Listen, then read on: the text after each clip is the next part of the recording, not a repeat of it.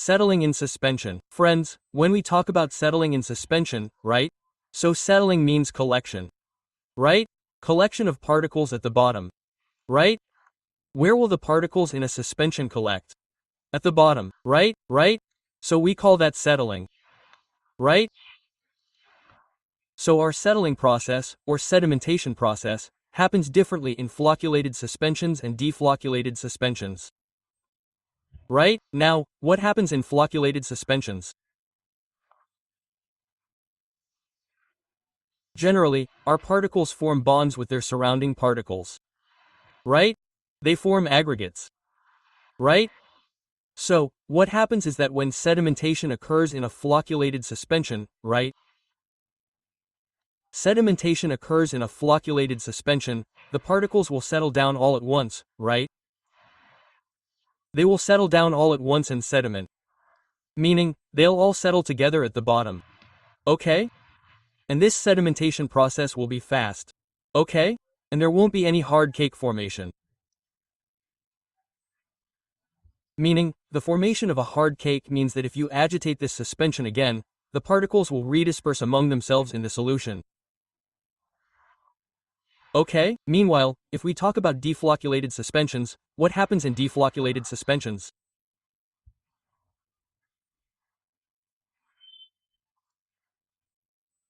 Our particles exist as separate entities.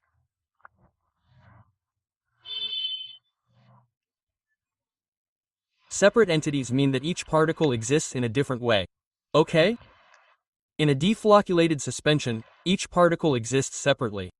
Okay? Meaning, they exist as separate entities. Okay? Now, when sedimentation occurs in a deflocculated suspension, right, these particles slowly sink one by one. Right? They slowly reach the bottom for sedimentation. Right? So, the sedimentation process in a deflocculated suspension will be slow. Right? And the cake formation will be a hard cake formation. The cake that forms here will reach the bottom and form a hard cake. Right? Meaning, you won't be able to agitate it easily. Right? You won't be able to redisperse it by agitating it. Right? If you try to redisperse it by agitating it throughout the suspension solution, it won't happen easily. Right? Now let's talk about the rate of sedimentation. Right? That is, this sedimentation process. Right? How fast will it be? What does its rate depend on? Right? So our rate of sedimentation is given by Stokes' law. Okay? So our rate of sedimentation, okay, which we've denoted by V, will directly depend on d squared. Okay? RO equals ROG, 8 meter. Okay? So, d in this is our diameter. Diameter of what? Of the particles. Okay? Rho squared by the particle's diameter is our density. Density of what? The density of our suspended particles. Meaning, the density of our suspended particles. Okay? O is the density of our medium. Okay? This is the density of our medium. Okay? G is our gravitational acceleration due to gravity. Okay? And our no is our viscosity. Viscosity of what? Of the medium. Okay? But we have to remember one thing here. Our Stokes' law is only applicable to dilute solutions. Right? Dilute solutions, that is, solutions with 0.5 to 2% weight by volume. Why? Because what happens at high concentrations is that particles interfere with each other. Right?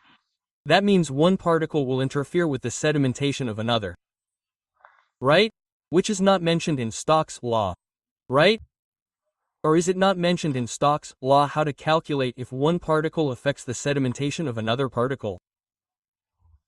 Right? So, for this, we have to modify Stokes' law a little. Right? So, we have denoted the modified Stokes' law by V. What will happen in this? This is what we would say in our Stokes' law above, right? This is the rate, right? We have to multiply it by a factor. Right? This factor, this factor, this factor, we have to multiply by a factor e to the power n, okay? This factor of ours is our porosity. Okay? This is our porosity. Okay? And the n over here is our hindering. Okay? So this was our settling in suspension.